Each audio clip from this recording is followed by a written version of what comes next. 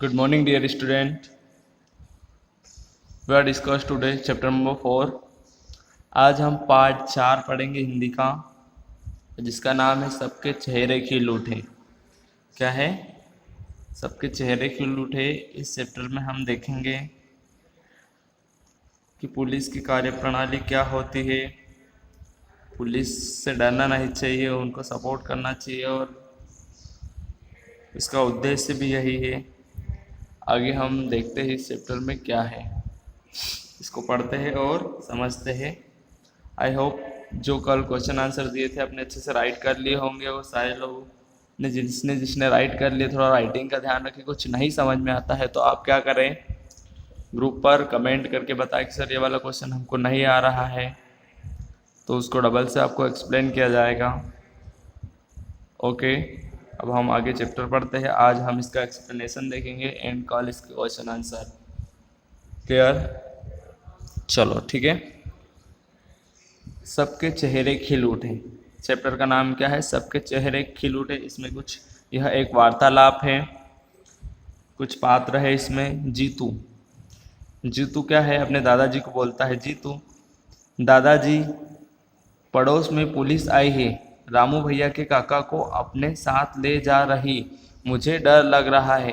एक कोई जीतू है जो अपने दादाजी से क्या बोलता है कि पड़ोस में पुलिस आई है और रामू भैया के काका, रामू भैया के अंकल जी जो है उनको क्या कर रही है, ले जा रही, मुझे डर लग रहा है।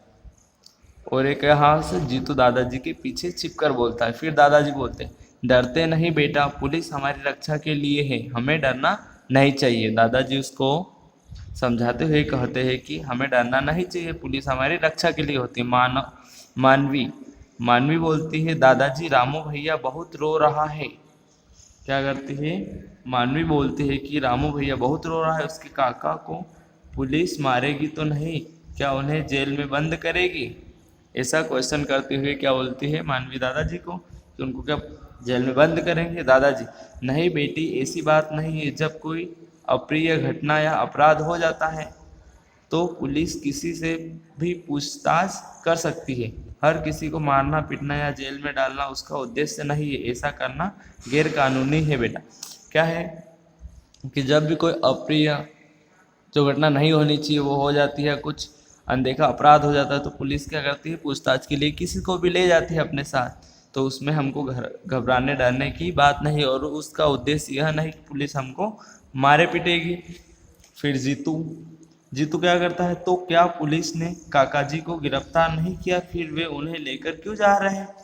फिर जीतू के दिमाग में क्वेश्चन उठता है, सवाल उठता है कि जब काका जी ने जब कुछ किया ही नहीं, कुछ अपराध नहीं किया, तो फिर गिरफ्तार क्यों कर रही है? आई मीन तो क्या पुलिस ने काका जी को गिरफ्तार नहीं किया है? मतलब क्वेश्चन उठा कि जब ले जा रही है, आप बोल रहे हो कि पूछताछ करेगी, तो क्या गिरफ्तार नहीं किया है, फिर वो इन्हें लेकर क्यों जा रही है? जब गिरफ्तार नहीं किया है तो क्यों ले जा रही है?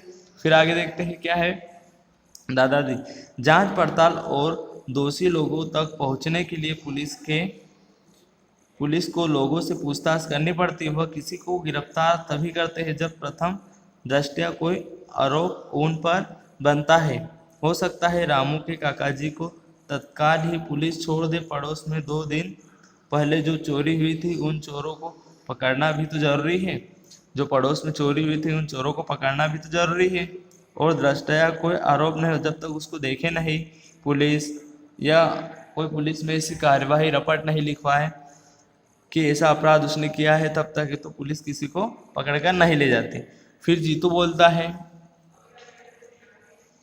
रामू रामू तो कह रहा है पुलिस वाले उसके घर के सभी लोगों को ले जाएंगे। क्या बोल रहा है जीतू उसके दादाजी को कि रामू ऐसा बोल रहा है कि पुलिस वाले उसके सभी घर वालों को ले जाएंगे। फिर दादाजी, ऐसी कोई बात नहीं है। क्या बोल रहा है, क्या बोल रहा है दादाजी, ऐसी कोई बात नहीं, हमें पुलिस वालों का सहयोग करना चाहिए, उनकी सहायता करनी चाहिए। अगर पुलिस वाले ज्यादती करे, निर्दोष व्यक्ति को सताए, तो इस आशय की शिकायत पुलिस के उच्च अगर कोई निर्दोष व्यक्ति को सताए तो क्या करना चाहिए, पुलिस के उच्च अधिकारियों जैसे जिला पुलिस अधीक्षक, डीआईजी रेंज एवं राज्य के पुलिस महानिदेशक मानवाधिकार आयोग को की जा सकती है। आई मीन उसकी उनकी कंप्लेन है तो शिकायत तो पुलिस से बड़े अधिकारियों को की जा सकती है। क्लियर। फिर नेक्स्ट है मानवी बोलती है, यदि सचमुच काका जी ने ही गलती की है तो दादाजी को बोलती है कि अगर सचमुच काका जी ने गलती की हो तो फिर दादाजी तो पुलिस उन्हें अवश्य गिरफ्तार करेगी। तो दादाजी क्या बोलते हैं, उन्हें पुलिस अवश्य गिरफ्तार करेगी। मानवी, यह गिरफ्तारी क्या होती है? फिर मानवी के दिमाग में यह सवाल उठता है कि यह गिरफ्तारी क्या होती है। फिर दादाजी उसको समझाते हैं, गिरफ्तारी का मतलब पुलिस अपने रिकॉर्ड में लिखते हुए उसके अपनी हिरासत में रखेगी। उसे अपनी क्या करेगी? हिरासत में, आई मीन निगरानी में, देख रेख में रखेगी।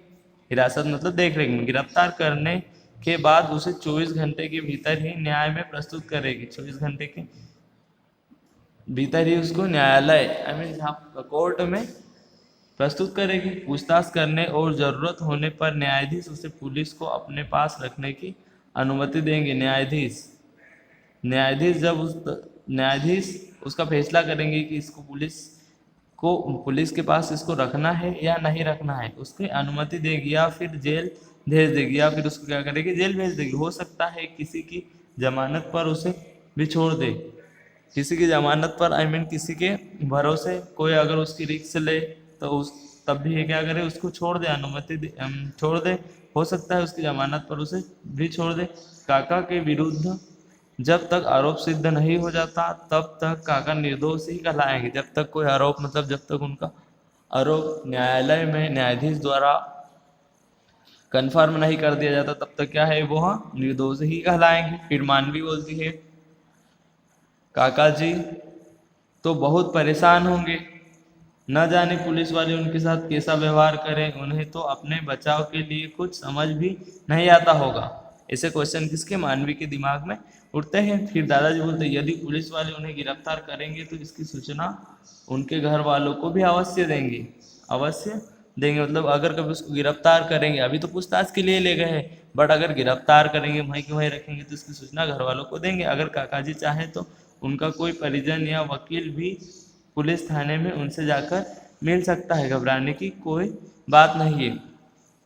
उनका वकील कोई जो उनके साइड से इस केस को हैंडल करे वह भी उनसे मिल सकता है। गिरफ्तार होने के बाद ऐसी कोई बात नहीं है घबराने की। फिर जीतू बोलता है, क्या आरोप सही होने पर काका जी के साथ मारपीट भी कर सकते हैं? ऐसा सवाल करता है कौन? जीतू। फिर दादाजी बोलते हैं, नहीं, ऐसा नहीं कर सकते। हमारे देश में हर इंसान को कुछ मानवाधिकार प्राप्त है। हमारे देश में क्या है? इंसानों को कुछ मानवाधिकार प्राप्त है। किसी भी हालत में किसी के साथ मारपीट, जुल्म, यातना या अपमानजनक व्यवहार करना गैर कानूनी है।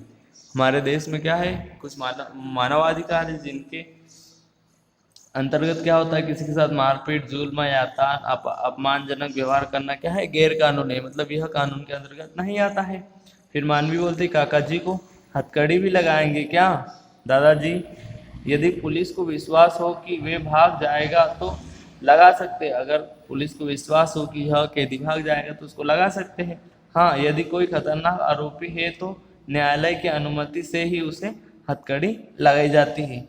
अकारण ही किसी का अपमान करने के लिए नहीं, किसी का अपमान करने के लिए हथकड़ी नहीं लगाई जाती है। अगर उनको ऐसा लगता है, पुलिस वालों को विश्वास नहीं हो कि यह व्यक्ति भाग जाएगा तो उनको क्या करते हैं? हथकड़ी लगा देती है। जीतू क्या बोलता है, क्या पुलिस रामू की काकी को भी पूछताछ के लिए ले जा सकती है? अब उसकी रामू की जो वाइफ है, सॉरी रामू की काकी, जो जिसको ले गए हैं वो अंकल की आंटी को क्या करेंगे? उसको भी क्या ले जाएंगे? फिर दादाजी महिलाओं से पूछताछ करने के लिए जहाँ तक संभव हो महिला पुलिस अधिकारियों की उपस्थिति में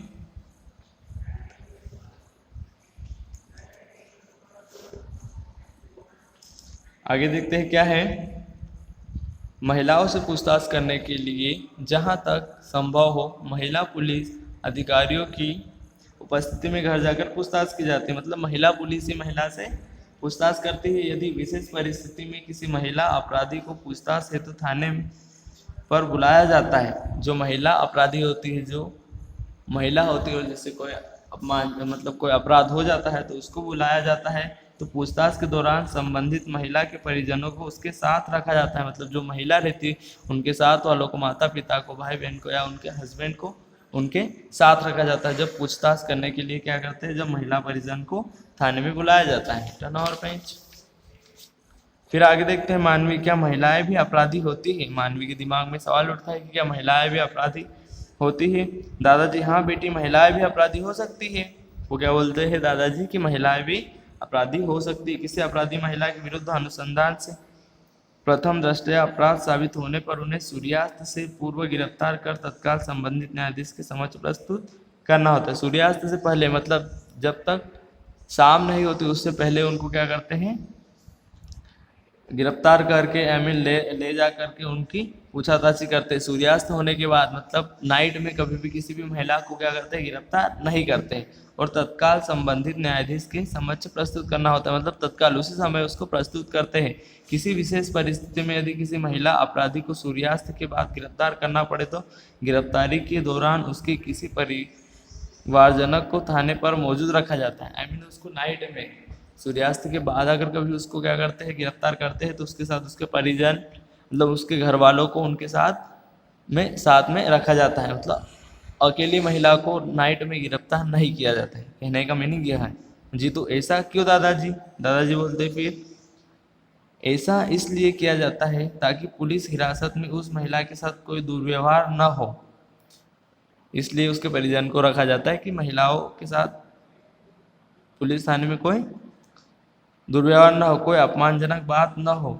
हाँ, एक बात और है कि महिलाओं के साथ कोई अपराध घटित होने पर अथवा महिला उत्पीड़न के संबंधित कोई भी रिपोर्ट थाने पर प्राप्त होने पर उसे तत्काल अनुसंधान कर महिलाओं को उचित संरक्षण एवं कानूनी सहायता प्रदान करना पुलिस का कर्तव्य है। अगर उनको कोई प्रताड़ित करता है, कोई परेशान करता है तो उसी का समय तत्काल उनका है तो प्रोटेक्शन देने के लिए पुलिस तैयार रहती है। नेक्स्ट देखते हैं हम रामू का प्रवेश। फिर क्या आता है, रामू आता, दादाजी हमें बचाइए, पुलिस वाले हम सबको मार डालेंगे। आई मीन जो साइड में रामू था उनके काका जी को ले गए थे, तो अब वो रामू क्या आया है, इनके घर आया है। किसके घर? जीतू, मानवी और दादाजी जो वार्तालाप कर रहे हैं वहां पर आया है और दादाजी को ऐसा बोल रहा है, दादाजी नहीं बेटा, पुलिस वालों का काम अपराधी को सजा दिलवाकर हमारी सुरक्षा और सहायता करना है, हमें सताना नहीं। वो उसको सांत्वना देता है रामू को और बोलता है कि पुलिस वाले उनका काम कर रहे हैं, हमको उन्हें सहयोग करना चाहिए। फिर काका जी, दादाजी सत्य कहते हैं। कौन? काका जी बोलते, पुलिस वाले मुझे केवल पूछताछ के लिए ले गए थे।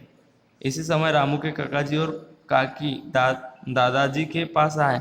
रामू की जो काका और काकी थे वो कहाँ है? दादाजी के पास आए और बोले सही है, प्रत्येक कहाँ पर? यहाँ। दादाजी सत्य कहते हैं, पुलिस वाले मुझे केवल पूछताछ के लिए ले गए थे। किसको? रामू को केवल पूछताछ, और रामू के काका जी को केवल पूछताछ के लिए ले गए थे। जब भी कभी उन्हें आवश्यकता होगी वे मुझे फिर बुला लेंगे, मैं भी उनकी सहायता करूंगा। आखिर अपराधी को दंड दिलाने में उनकी सहायता करना हमारा भी तो कर्तव्य है। वो बोलता है कि हमारा कर्तव्य है अपराधी को दंड दिलाना, इसलिए जब भी वो मुझे बुलाएंगे मैं वहाँ उनका सहयोग के लिए जाऊंगा। फिर दादा सही है, प्रत्येक नागरिक का कर्तव्य है कि वह सामाजिक शांति, सांप्रदायिकता, सद्भावना एवं राष्ट्रीय हित को प्रभावित करने वाली कोई भी महत्वपूर्ण सूचना पुलिस को दे। इसके अलावा सड़क दुर्घटनाओं में दुर्घटनाग्रस्त होने वाले घायलों को निकट के चिकित्सालय में पहुंचाना एवं पुलिस को सूचना देना भी नागरिक का दायित्व है। क्या होता है कि हमारे सामने कोई भी घटना घटती है देश से रिलेटेड, सड़क दुर्घटना से रिलेटेड या कैसी भी, तो हमारा कर्तव्य है कि हम क्या है, पुलिस को उसकी सूचना दे। ऐसी सूचना एवं सहयोग देने वाले व्यक्तियों को साक्ष्य हेतु पुलिस थाने एवं न्यायालय में बुलाने की कोई आवश्यकता नहीं होती। मतलब जो इसकी सूचना देते हैं उनको पुलिस कार्यालय में बुलाने की कोई आवश्यकता नहीं होती। राष्ट्रीय एवं सार्वजनिक संपत्ति, राष्ट्रीय ध्वज इत्यादि की सुरक्षा एवं सम्मान करना, अनुसंधान के दौरान उनकी जानकारी में जो तथ्य है उनके संबंध में सही गवाही देना प्रत्येक नागरिक का कर्तव्य है।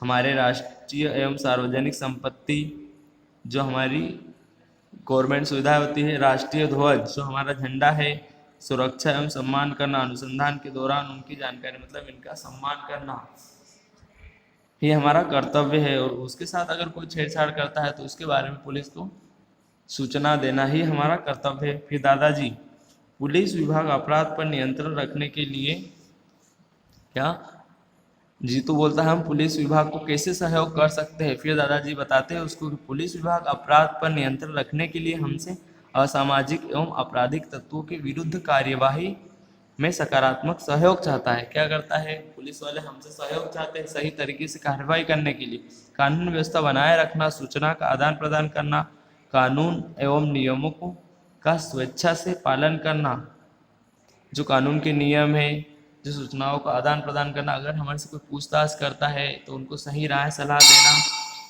और संविधान में आस्था बनाए रखना भी पुलिस विभाग को सहयोग करना ही है। संविधान मतलब जो हमारे रूल्स है, जो हमारे अधिकार है, उनको बनाए रखना और संविधान का सम्मान करना। जिस रूल से रेगुलेटर से हमारी गवर्नमेंट, हमारी सरकार चलती है, पुलिस विभाग है, उनकी सहायता, इन सब रूल्स को बनाकर हम उनकी सहायता कर सकते हैं। फिर जीतू बोलता, आज पुलिस के बारे में हमें आपने जो बताया उससे तो पुलिस के प्रति हमारे मन में जो डर था वह समाप्त हो गया। सभी के चेहरे खिल उठे। और ये सब सुनकर क्या हुआ, वहाँ पर कौन कौन था, रामू, मानवी, जीतू और रामू के काका काकी थे। ये सब दादाजी की यह बात सुनकर उनके चेहरे का क्या करें, खिल उठे कि उनका पुलिस के प्रति डर खत्म हो गया, और पुलिस क्यों ले जाती है, हमको कैसे सहयोग करना चाहिए, इन सब बातों के बारे में उन्होंने जानकर उनके चेहरे क्या हुए, खिल उठे।